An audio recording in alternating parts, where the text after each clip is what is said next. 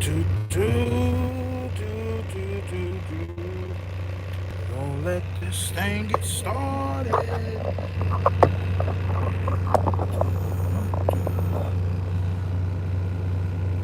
This thing gonna spread.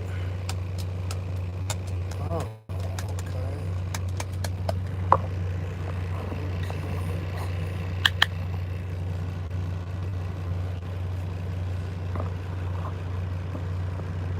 Don't let this thing get started.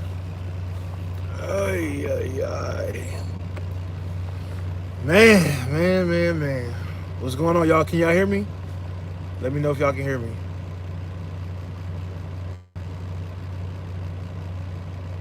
Can you hear me? Can you hear me? All right, can you hear me really good or can you just barely hear me?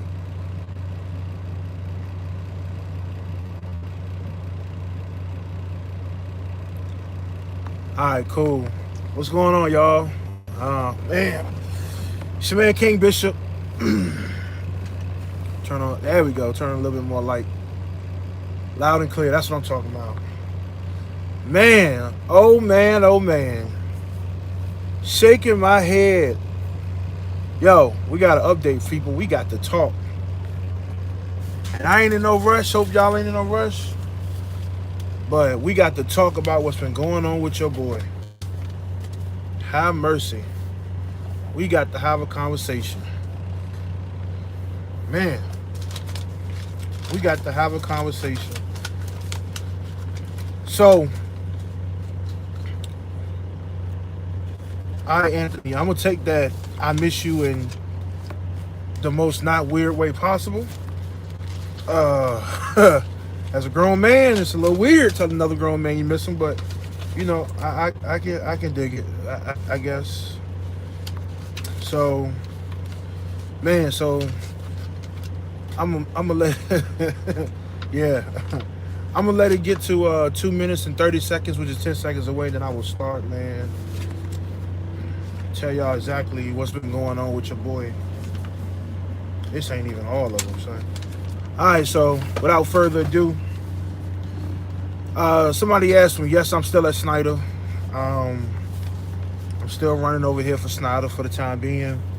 Um, things are going okay. Freight is starting to slow down a little bit in certain areas. You're seeing a lot of customers change. Some of the loads I used to pull, I'm not pulling anymore because they're not up on the load board. I'm starting to, I've in the last few months, I've started to pull back off of doing so much of the same thing. I'm gonna talk about that crypto, and starting to change up what I've been doing. So I used to run. I mean, basically every one of my loads is Frito Lay. I pulled off of that so much and started, venturing out a little bit more, doing random customers, stuff I wasn't necessarily comfortable with, going to different areas to make more money. So basically, that's where we at, right? So I am, as you can see by the emblem right there in the back, I am no longer in my Freightliner. When I came over here to Schneider, I leased a 2018 Freightliner Cascadia. It had like 1,400 miles on it when I got it. And that was in October of last year. So I'm no longer in that truck. I am now in a different truck. I am no longer a lease operator. I'm no longer in a lease purchase, whatever you want to call it. I'm no longer in that truck. I am now in a 2015 International Pro Star. No, it does not have the Max Force engine. It has a Cummins in it, ISX Cummins 450. I have been in this truck. I've been keeping a secret, y'all. I've been in this truck since my birthday. I actually took possession of it May 23rd. My birthday is May 24th. So I've been in the truck for a while now. And I'm going to tell you, it's been hell. It's been hell ever since I got this truck, man. I bought the truck from Lone Mountain. I'm going to be honest with y'all. I'm purchasing the truck from Lone Mountain. And ever since I got it, it's been hell. So let me tell y'all what happened. So, boom, I get the truck on May 23rd. I had a bunch of problems with Schneider with switching over the trucks because basically I took my old tags off the truck because I didn't switch carriers. The transition was supposed to be easy. And so basically this is what they do, right? So I notified the finance company that I was turning in my Schneider truck. They said, all right, cool. So Schneider tells me, take off your tags, take your easy pass and your pre-pass, because those things are going to switch over to your new truck. I hear you, Mario. I said, all right, cool. So I do all that stuff. Now, what's supposed to happen is when I take possession of the new truck, I send over the title, the notification and everything, that the agreement, I send all that stuff over to Schneider. And Schneider is to schedule me an appointment with one of the shops to get the Qualcomm installed, get the lettering put on the truck, get the truck number assigned, get the fuel card switched over, all that kind of stuff. Easy process because I already have everything. The only thing I don't have is I don't have the Qualcomm. That stayed in the lease truck. So I picked the truck up in Tifton, Georgia. Waiting. Atlanta. I'm supposed to be going to Atlanta because it's the closest thing. Well, come to find out, Atlanta, the shop in Atlanta for Schneider does not have a person on staff that does nothing but, can't think of what the name they call it. But basically the person that equips trucks, puts the lettering on them, installs Qualcomms, all that kind of stuff. They don't have a person that sits on staff that does that every single day. So the lady in which Schneider has me to deal with, she don't tell me that. And of course, that person is not in a rush as I'm in a rush because now my money is being held. I turned in my SFI truck, it's not a finance truck, on that Monday. Here it is Wednesday, Thursday, and I'm not moving yet. So I'm trying to get, stuff cracking, bro. So I end up having to get on the phone myself. I'm calling people. It's about to be a holiday weekend. I'm not trying to, be held up. At this time, it's Thursday. It's Wednesday evening. I'm calling. I got everything straight, center everything. So, come to find out, your boy, I had to get my own temporary insurance, which is crap because I paid Schneider for insurance. And I was current up until my insurance, up until that Monday, that was supposed to, so I had to pay $500 to get temporary insurance, or $400 to get temporary bobtail and all that kind of stuff. And Lone Mountain does not take trip insurance. So you have to have a full insurance policy in order to drive that truck off the lot.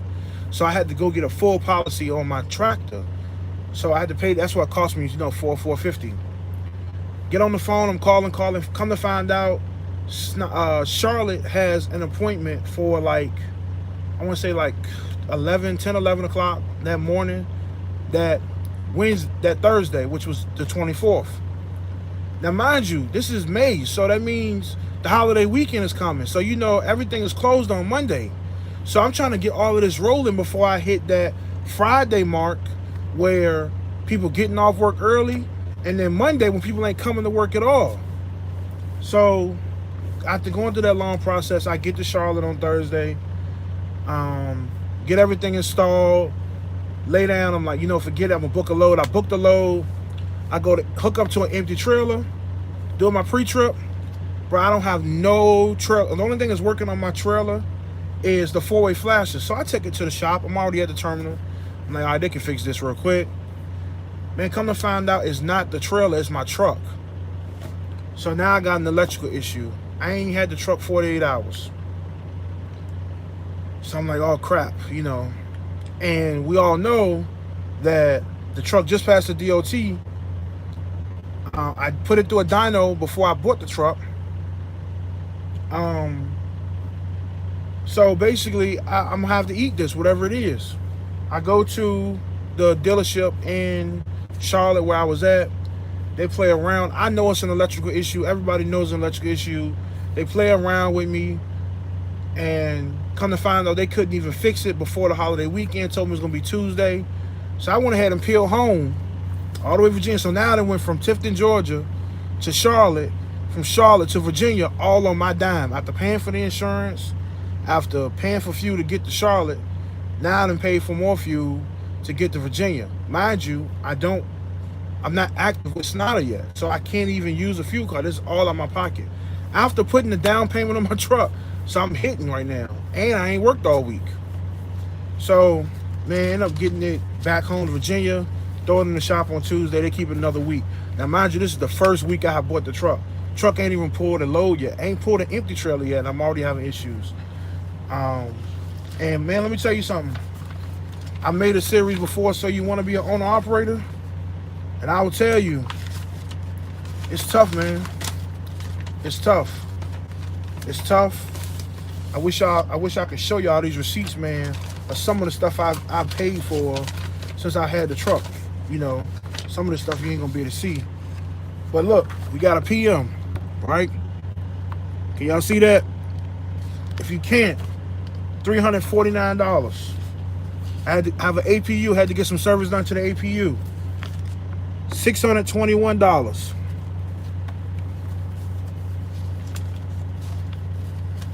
A couple, I don't even know what this is. That's another $13 charge from the TA.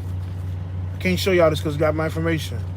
A couple days in the shop, $491. I can show y'all the bottom of this.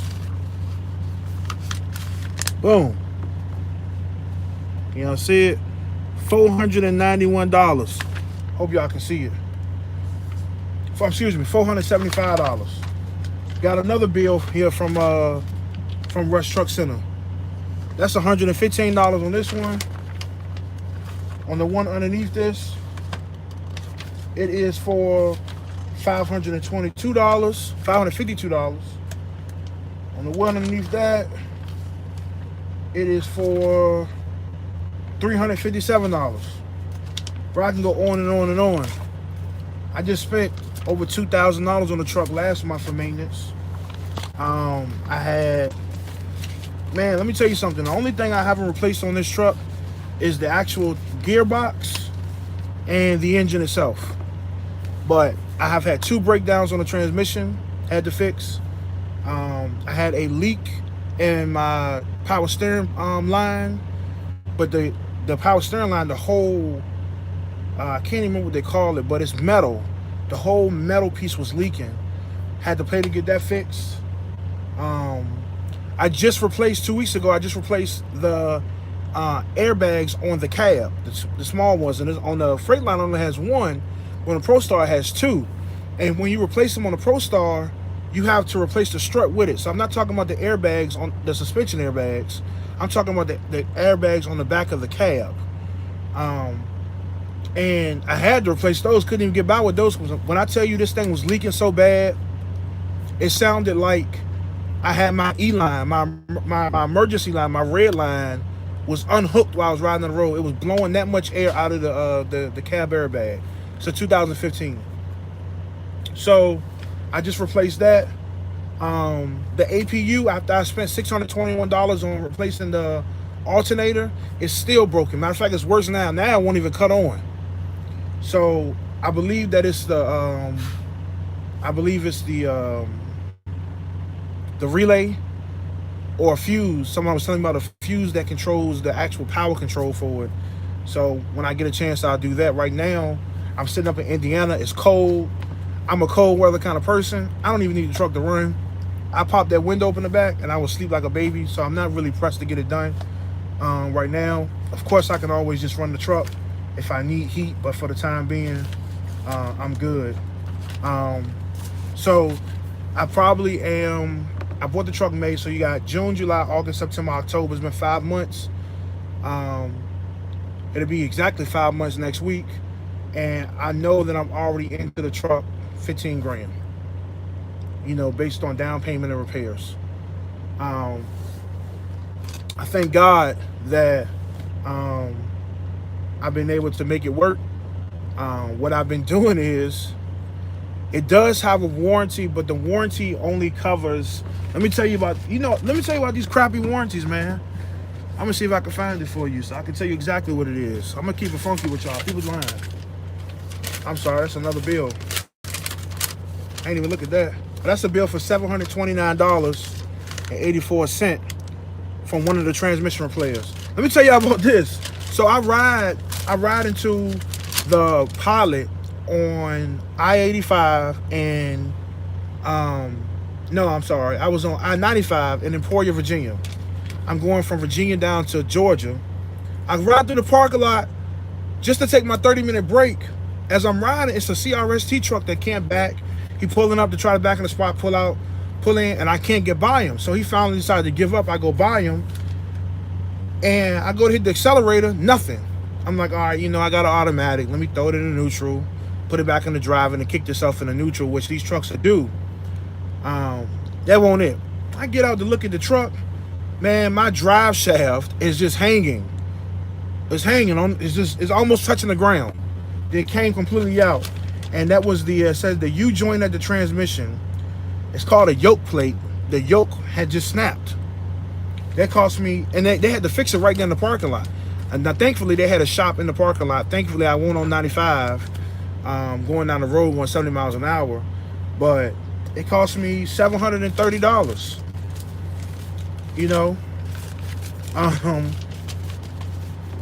I'm gonna see if I can find that paper. I don't know where it is straight off.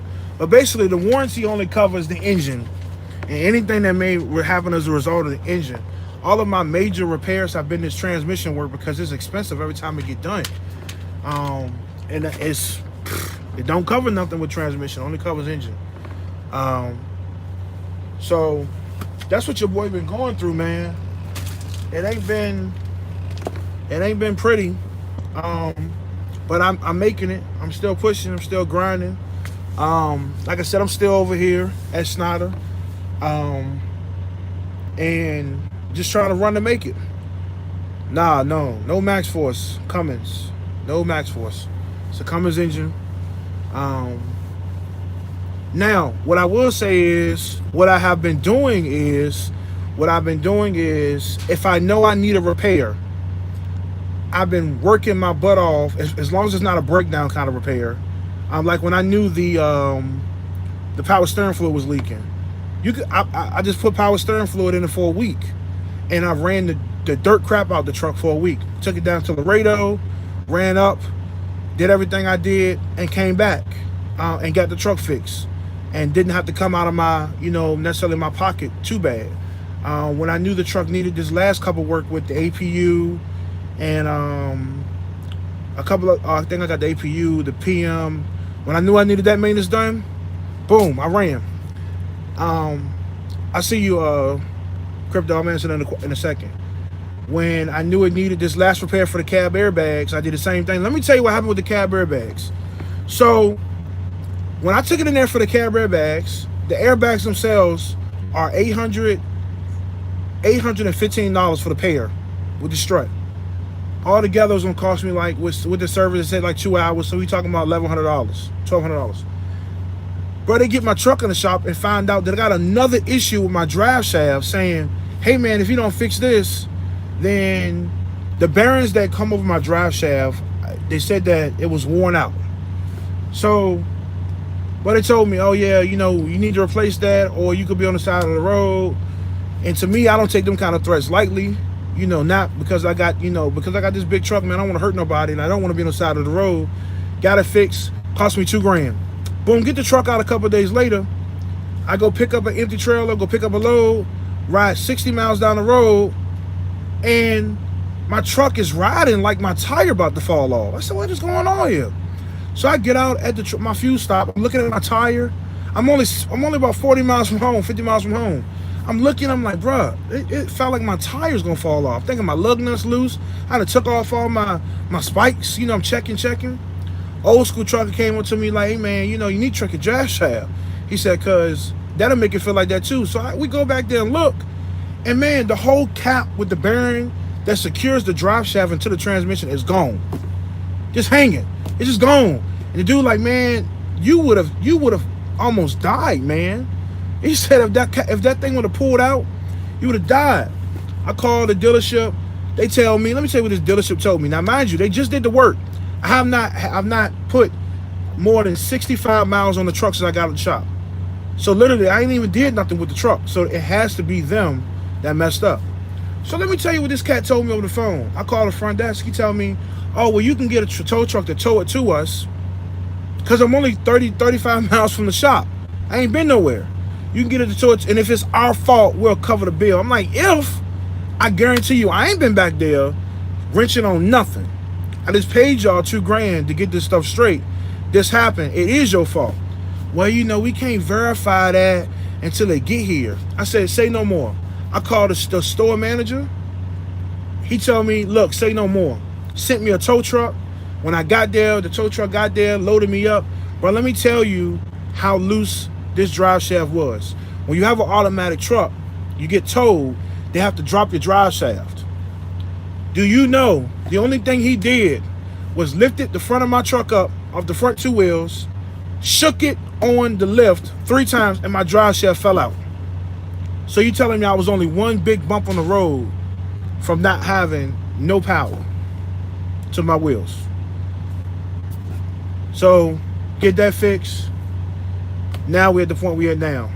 Am I making profit? Well, I can tell you this. Being that I do not have that $1,057 a week truck payment, it's hard not to make money. As long as I get out the bed, I'm going to make money. As long as I run loads, I'm going to make money. You see what I'm saying? I haven't changed the way I ran. I have not slacked up the way I ran because I don't have the truck payment no more. A lot of cats get out of that big truck payment, then they slack up the way they run because they can make a little bit more money with doing less work, and they're okay with that.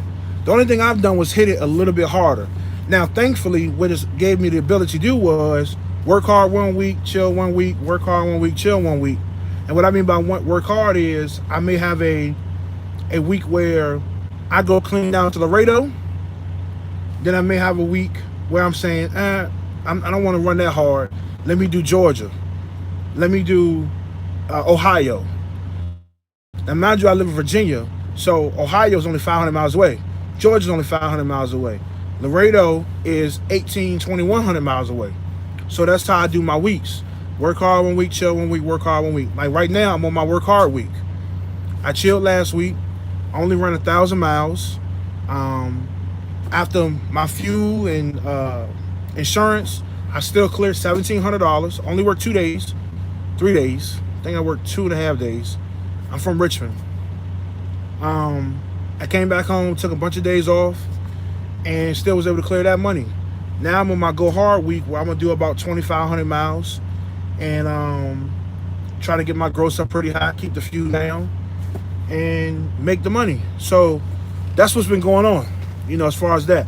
But look, I got a question for y'all. Why I got these 19 people in here?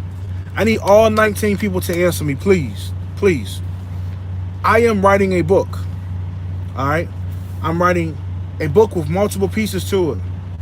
So my question to you guys is, the name, I'm not going to tell you the name, but with this book is about truck driving.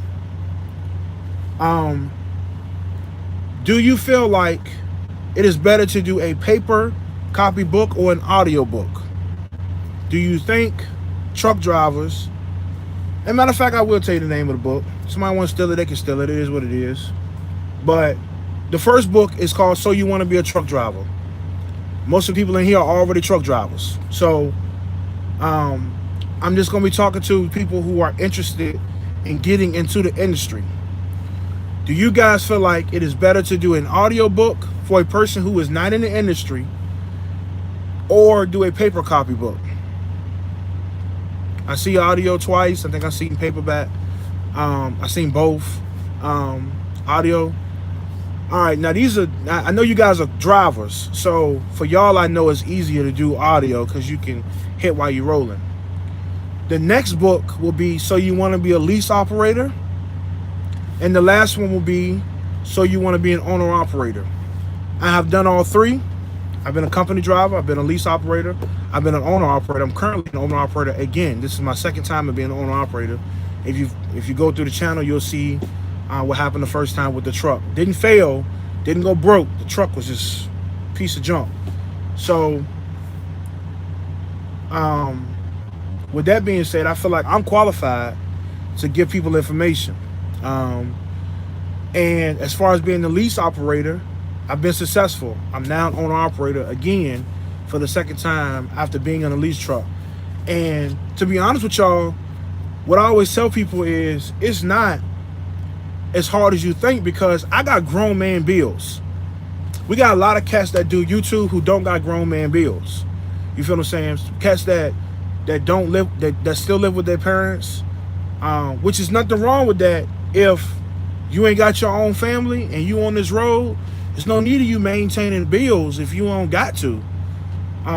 But cats who still live with their family, or people who don't have any children, and who don't have no real responsibility, you see them doing stuff in the truck and out of the truck, and going into leases and going in and buying trucks straight out cash really easily. But for me, I got grown man bills. You feel me? You know, I have a house, I have a family, I got 4 children, 3 of which are in college, 2 of which are in college. So I got grown man bills and grown man responsibilities. I just bought a motorcycle. You know, I don't have no car payment. I haven't had a car payment in a while, but I just bought a nice motorcycle I got a payment on. I got grown man bills, and I was still able to do it. I was still able to get out, work every week, go home every week after working in that lease truck with Schneider, pay that $1,057, pay for fuel, pay for insurance, never get behind. And I was able to eventually save up, stack up, and go purchase. So it's able to be done. You know, just a little motivation, not a brag motivation. If I could do it, you could do it, man. You know, nothing make me special except for my hustle. Right now, I am in Lebanon, Indiana. I got a load that picks up in Frankfort, Indiana that ain't ready. Yeah, college, B. College. Oh, man, gentleman don't tell his age, man. I'm a gentleman. How about that? Grown man. So yeah, you know, I got real responsibility. So, and that's another thing too. When you make moves, when we all make moves, you know, those are things we got to be careful of. And honestly, getting out of a lace truck, no, I don't mean I got my authority. I don't have my authority. You got to be really careful. Like someone said, you should go to Landstar. Well, I pulled off a Landstar's board before, that outside board, and I wasn't impressed. The reason why I came to Schneider because I did not want to have to argue with brokers, negotiate with brokers, with line brokers. I didn't want to have to negotiate with these line brokers. And with Landstar's board, it's harder. It's harder to negotiate a week, to get a full week popping. You know, it's hard to keep moving week after week. The one thing I love about Schneider is the load board don't change as far as the people. So generally speaking, whatever the load paid last week is going to pay within a couple dollars of that this week. And if that load is there, you can always take it. You don't have to call nobody. If you see it, it can be booked. You know, with load boards, man, you get on these load boards and you'll see a load, and you never take, I always tell people, you never take one load until you look and see what's coming out. You hear me? You never take one load until you look and see what's coming out. So you get on the Landstar board, you look, you see a load going from Virginia to Ohio. No, I didn't buy a truck and come to Schneider. Man, you got to watch some videos, Dre. I've been at Schneider for a year now. Catch up, baby, catch up. Matter of fact, I got my year anniversary coming next week. I got to do my research. Anyway, you never book a load without seeing what's coming out. So you go on these outside load boards, and you see a load going from Virginia to Ohio, paying good money. You're like, great. So instead of me calling the broker, what I do is I look at Ohio to see what's coming out of Ohio first. Let me make sure it's something coming out of Ohio. There are certain places in certain cities that I don't go to, but there's also certain places in certain cities that I will go to without having a load to come out. If I go to Charlotte, if I go to Atlanta, any part of Georgia that's away from the Florida line, anywhere in North Carolina, South Carolina's okay, Pennsylvania. If I go to those states, I know I'm gonna be able to find a load out, especially if it's 3 or 4 days out, so I'm not in a rush to book something before I go. So now what I do is I book the loads in reverse. So I do not call the Virginia to Ohio first. No, no, no. I call the Ohio to North Carolina first. Hey, do you have this load? That load is available. Okay, give me a second. I'm going to call the connecting load. I'm going to call you back. I call the first load. It's gone. And I'm like, well, it was on the load board. And the broker tells me, oh, man, that load been gone 3 days, man. I sent a message to Landstar to update that load 3 days ago. And it's still sitting on the board. So it's harder to build a week off the load board. A lot of cats go direct with the brokers, and they use the load board to supplement their loads. So they may have a load from Virginia to Richmond they got from a broker, and then they may have a load from North Carolina to Georgia. So they just need a load to go from Ohio to North Carolina, and that's what they use the load board for. Cool, but I don't want to be negotiating with these liars. When I was running off the Landstar load board, I had a broker swear up and down to me. I was running flatbed. I had a load that was going from Pennsylvania down to Virginia. This broker swore up and down to me that this load was not paying that great. There was no money on the load for him to give me more money. I took him at his word. I go to the shipper to pick the load up out of Pennsylvania. Do you know? Now, I didn't ask for it. A part of the bills, the shipper gave me a rate confirmation sheet. Do you know this load was paying $1,800 more than what the broker swore up and down it was paying? 18. He didn't even tell me the load was paying $1,800, let alone for it to pay $1,800 more. He lied to me.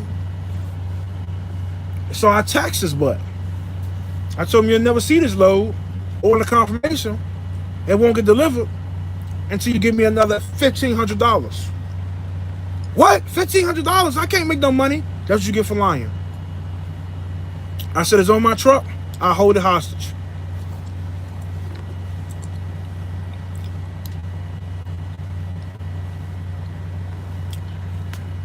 Hey, welcome to Schneider for you, brother.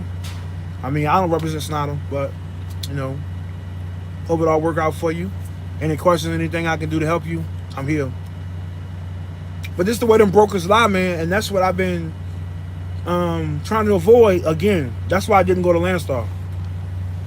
Another thing, too, though, when I first bought my truck, I was thinking about going to Landstar, boy, but it may take 6-7 months. Per Landstar got a waiting list.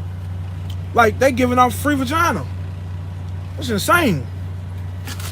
Boy, they got a line. Boy, they got a line there, boy. I ain't saying it ain't good. I meet a lot of Landstar drivers. I meet a lot of owner-operators from there. I see them all over the place. We talk. A lot of them have came from Schneider.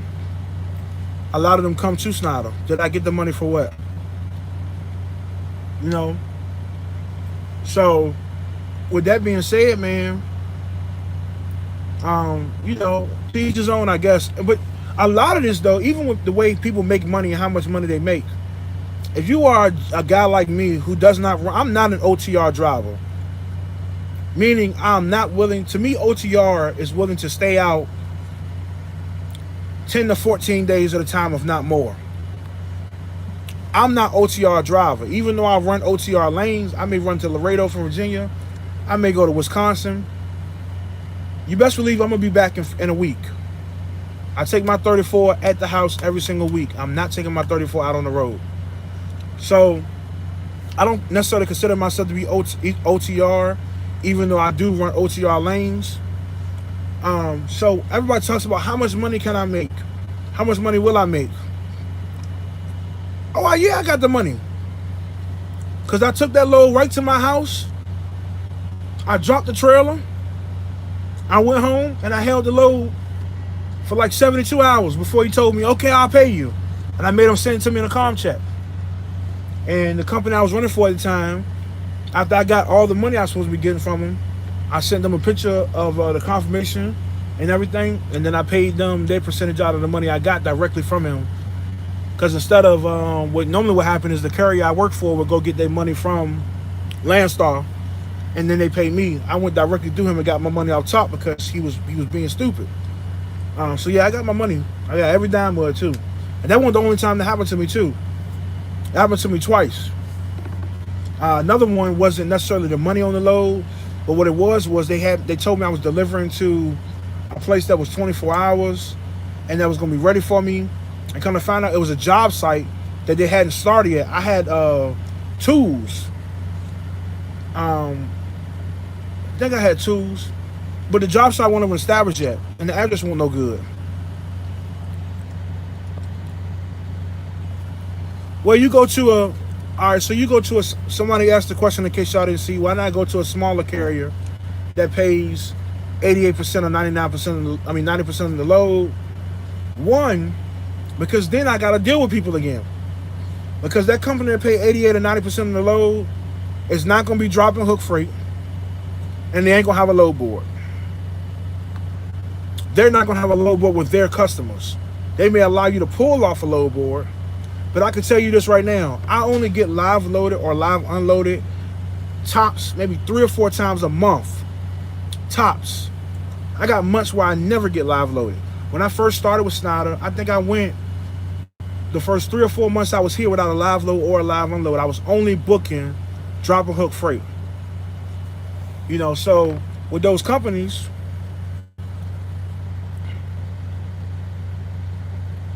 true, but we're not talking about that board though. We're talking about off the Landstar board, and off the Landstar board for outside carriers, it does not have the rate. So you have to call just to find out what it pays in the first place. So you see the load, you like the load, now you got to call the broker who has the load, and now you got to figure out what it pays. It's not like being able to look on the load board and say, oh, it pays this, it should pay more, I want more. So I'm not even going to deal with that because it ain't even close. No, you don't have that option on the Landstar outside board because it doesn't even give you a rate. You have to call. But the reason why I don't go with a smaller carrier is, to me, I want the customer base. I like the fact at this point right now that Schneider has customers. We're dealing with customer freight. I'm dealing with Walmart. I'm dealing with Target. I'm dealing with Frito-Lay. I'm dealing with Georgia Pacific. I'm dealing with WestRock. I'm dealing with all these clients who are Schneider's clients. Which means, one, even though all freight slows down, Schneider does not take a dramatic hit and slow down in freight a lot of times, not all the time, but a lot of time, because those customers want Schneider to be available to pull their freight. So what they do is they make sure they give them the freight first. And that way, in times of peak, when freight is heavy, those places like Walmart and Target and Frito-Lay, they'll still get their freight pulled when Schneider getting money from everybody, because when Schneider the money is thin, they give, it's that give and take. I look out for you when you eating good. I look out for you when you barely eating. I'm still here looking out for you. That's the way we build a relationship. So for me, at this point in time, that's why I chose to stay at Schneider and not go to a mom and pop. And that's why, plus those mom and pops, the fees, a lot of times, even though you get paid more, what does the load pay? Not only that though, how much you gonna get charged for a trailer? How much you gonna charge for insurance? The insurance rates with Schneider are very cheap. Nicholas, what state do you live in?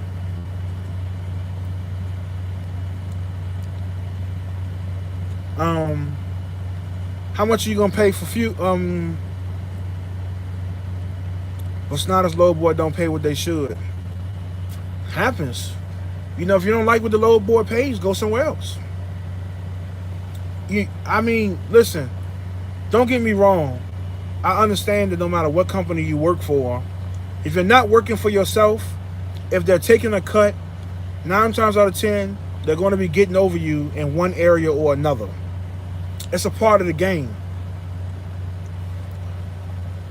You feel what I'm saying? That's a Google question. What question is that? That's a part of the game, man. That's a part of the game. They're doing the legwork, so we don't have to do the legwork with customers. I'm using their trailers. They pay for these trailers. I use their fuel card that they have to use a certain amount of gallons to get whatever kind of crappy discount they get. They got to maintain a certain amount. Whatever. I'm using their Qualcomm service. That's not free. You know, they got e-logs and an e-log department to make sure everybody stays compliant. You know, I'm I'm using their Easy Pass where they pay for a lot of these tolls. I mean, all this stuff ain't free. South Carolina, I have no clue what school to go to. I don't know anything about South Carolina schools.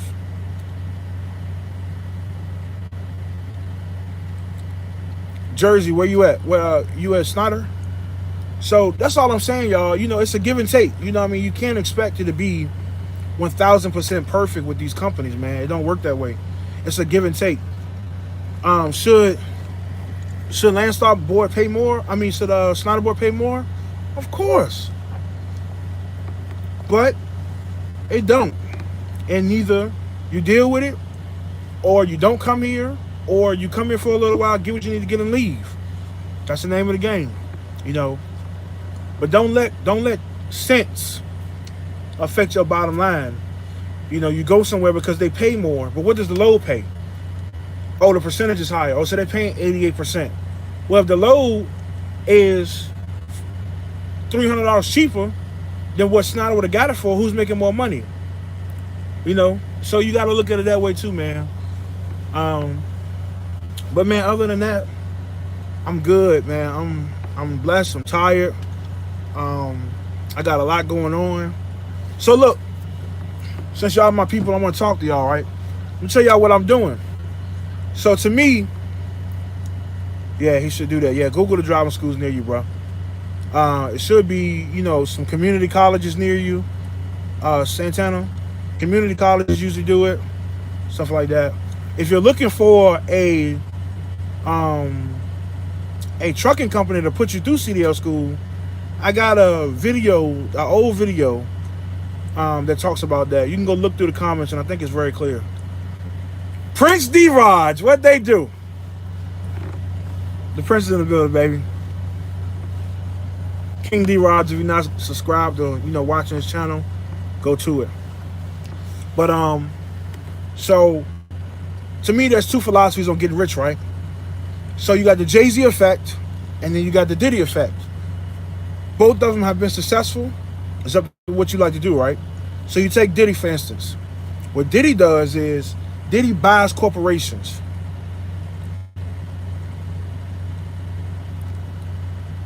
Diddy buys corporations, right? Diddy bought academics under Sean John. You know, he owns Ciroc, and he owns he owns all these companies. He buys the companies and he takes them on. He takes people within his organization. He makes them president, and they run it, right? You got the, and that's successful for him. You got the Jay-Z effect.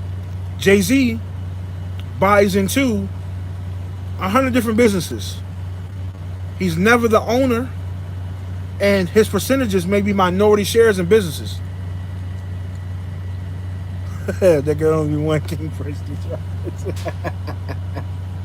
There can only be one king, baby. So Jay does that. He spreads his money out. He buys into a lot of businesses. He collects checks. It's not his responsibility to run those companies.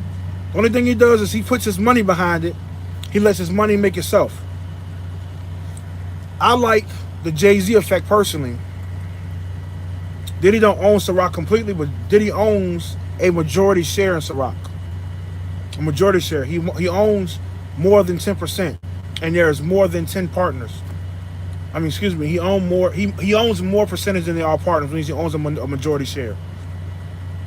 So I just bought into a security company, and we're starting to get that built up. Of course, we got the trucking side. I got a couple other things I'm working on. Diddy's just a face of rock and will get cut. If it's so, he doesn't own the majority. I didn't say he owns the majority. I said he's not a minority owner. A minority owner means that there are more than 3 people with the same percentage. Excuse me, a majority owner means that if there's someone who owns enough of to vote out, 51%, there's no majority owner. Someone does not own half of Ciroc. He's partnered with it. Diddy makes a lot of money off Ciroc. You should watch the biography. A lot of money. He's not just the face. He would get 10% of Ciroc profit when sold, homie. Where you getting your news from? That's false news. I wish I had my iPad. I'll pull it up for you. But prove it. If you're right, prove it.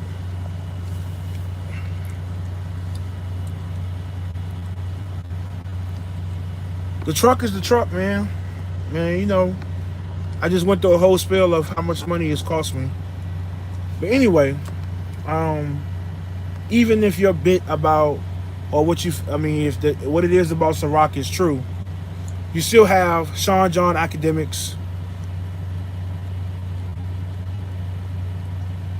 all that kind of stuff. You still have all the other brands that Diddy owns, Bad Boy, and all the other things that he's done. Don't forget, Diddy still has a major, major money push behind him, Expendable Cash, where he was looking up. He was looking up about purchasing an NFL team as the majority owner of an NFL team. You don't get to be the majority owner having $400 million. No. No, you need real money to own an NFL team. If he owns 50% of Bad Boy, that means he's a majority owner. That's more than half. That is half. That means that no one can come buy him out and kick him out as a president. That's what majority means. You can own 15% of a company and still be the majority owner. If the other shareholders, no one individually owns more than 15%, you're the majority shareholder. That's what I mean by the majority of shareholdings. If there's 10 people in a business, he don't have enough money to own an NFL team. When you're worth $800 million, $900 million, almost $1 billion, which Puff is worth almost $1 billion, that means people are willing to give you money. Puff don't go buy stuff with the $800 million or however much he got in the bank, because I'm sure if he's worth $800 million, he does not. That's what I'm talking about. You said Ciroc. I'm arguing with this dude. It don't even make no sense. Don't even make no sense because you ain't listening. Anyway, it doesn't matter. All I'm saying is that there's two philosophies. Either you buy, you are the owner, you assign people to run it, or you run themselves. And then you take. How is Diddy only worth $500 million? You do know that Diddy and Jay-Z are neck and neck in net worth. You do know Steve Harvey is worth almost $500 million. What are you talking about? You need to do your research. I don't know what you're talking about, but you don't know what you're talking about. Diddy's worth way more than $500 million, dude. Jay-Z's on a quest to be the first billionaire in hip-hop. Legit billionaire, so he says. And Diddy is minus the debt. You can't minus. How you gonna minus somebody's debt, right? You don't know how much debt that man has. Anyway, God Almighty. Anywho, so basically put it this way. At the time, I am still over here at Schneider. It's about to get cold, so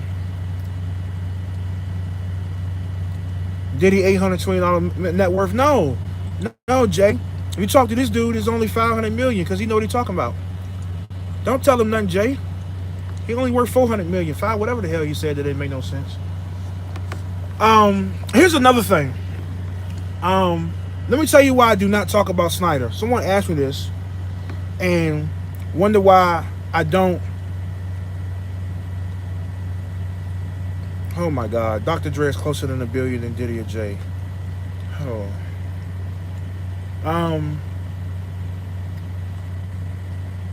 The reason why I don't talk about Schneider like that is because I do not own Schneider. I do not own a percentage of Schneider. I don't own anything that has to do with Schneider. For that reason, I'm not going to promote a company that I do not own. I will not promote them because I know at the end of the day, if anything is to go wrong, this guy is going to hit that trailer. Why would you do a U-turn right there? Oh man, don't tap that trailer.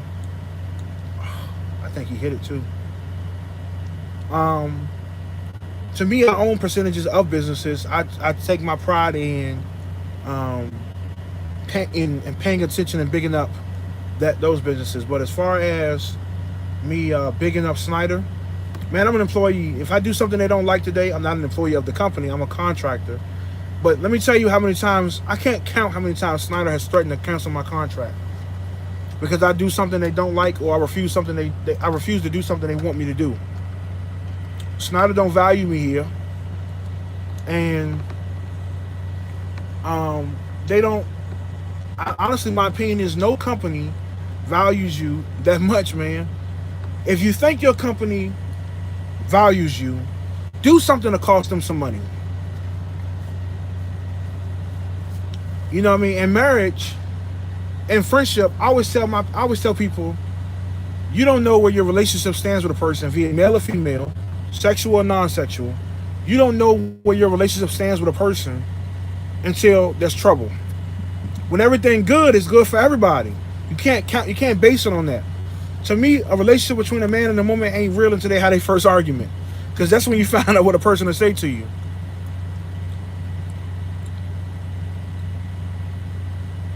That's what happens. So to me, I don't hold no carrier in any regard, because the day I start to cost them money, let me roll over a curb 3 days in a row and bust out 4 trailer tires and see if they don't have a talk to me about getting me up out of here.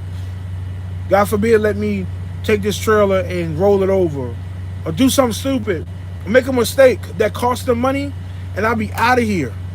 I guarantee you, you do the same thing and you'll be out of the carrier who you swear up and down loves you. You can't count on when it's good. You know, they don't, listen, they're making money off you.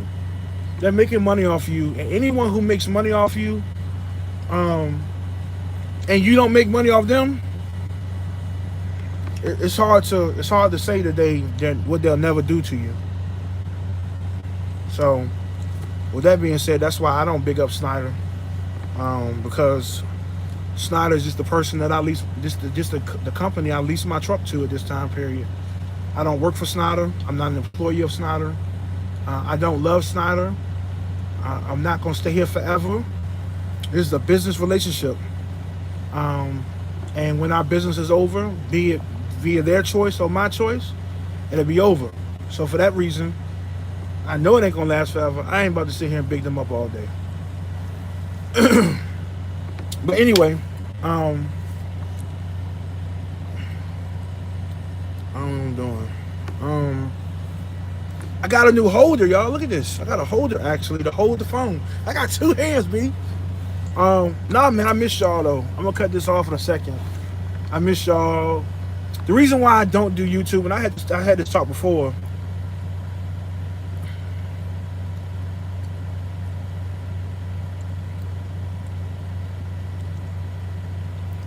Reason why I don't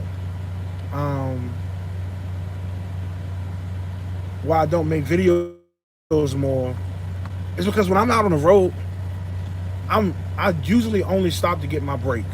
I book myself fairly good where I don't do a lot of waiting around, a whole lot of sitting, I don't do all that kind of stuff.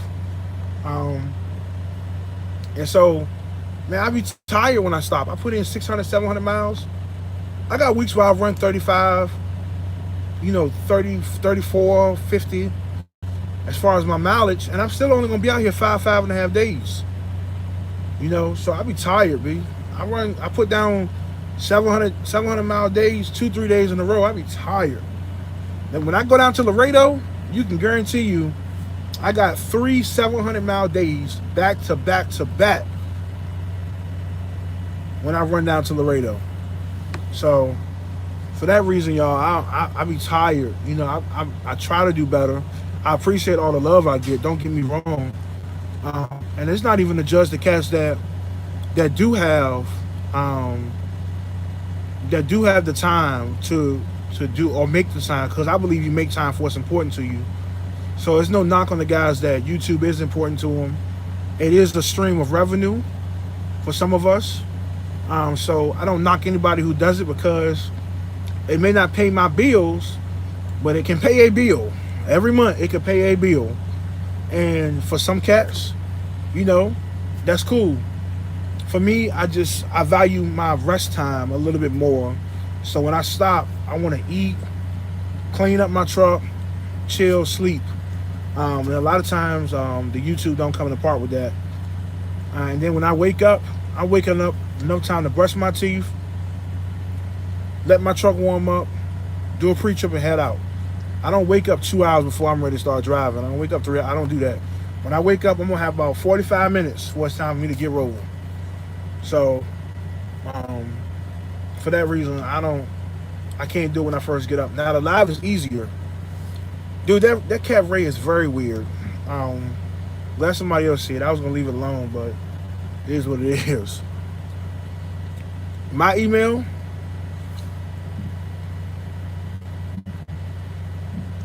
I don't remember what the email is. You got to catch it off one of the old videos. I think it's kingbishop804@yahoo.com. That is what it is. I think it's kingbishop804@yahoo.com. Yeah, I think that's what it is. kingbishop804@yahoo.com. I think that's what it is. If I don't respond, that ain't what it was. I don't know. But man, I hope everything's good with y'all. I appreciate all 30, 35 people, 40 people. You gonna check for it. Yeah, it's on some of the old videos. If you look back like maybe like 3 or 4 videos, it should be posted. But I think that's what it is. Hope everything going good with y'all. Hope y'all out here making this money. Hope y'all being safe. Hope y'all raising your children, providing for your families. Men and women, you're taking care of your responsibilities. Y'all loving each other, putting God first.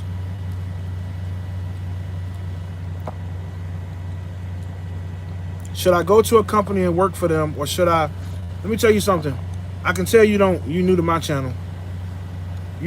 I'm not going to ever support or give you the knowledge to go buy a truck and try to pull for yourself until you work for somebody else.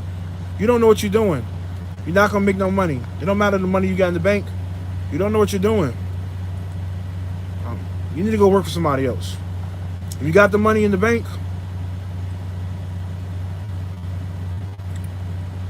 I'm here for education, not to rob. If you have the money in the bank, cool, keep it in the bank. Add to it. Don't go out there and buy a truck. You don't know what you're doing. Go work for somebody, learn the business, learn how to handle the truck, learn how to be safe, learn how to run loads efficiently, get your timing together, learn how to drive that clock, learn how to keep that left door shut. Learn those things you need to learn. Once you learn the industry a little bit better, you learn how to make money and be safe. Then you can talk about going to get your own truck. Everybody learn at their own speed, so I can't tell you the amount of time you should do it, but you need to go ahead and do it that way. And Ray, you can't work for somebody if you own equity. If you own equity in a company, you don't work for anybody. If you own equity and you get a percentage of the shares, a percentage of the profit, then you're working hard to make yourself more money. Does everybody benefit? Of course. But the harder he works, the better Sirach gets, the more money he makes. He's not working for a little white man. He's working for himself. You're a partner. A partner in what? I don't even know who this dude is, but he Aggie. So, hey D-Rod, you still in here, man? I've never even heard of Air Products, honestly, so I can't tell you.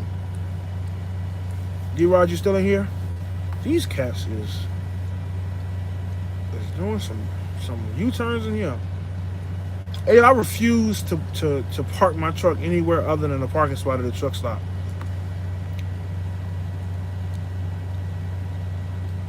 He is working for the devil like you work for Schneider, so you can only haul their freight. Oh, Jesus. You have anything else better to do, huh? Guess what? I love you anyway, brother. Ain't nothing you can do about it. Hey, man, but always, y'all be safe. Hey, no problem, Nicholas. Hope it was helpful to you. Owning a percentage of a company, you are a partner in a way. You're a partner. I agree with you. I appreciate y'all for watching. Appreciate y'all for tuning in. I'm going to do another one soon. Salute to y'all. Y'all be safe. God bless y'all. Y'all be easy. Peace.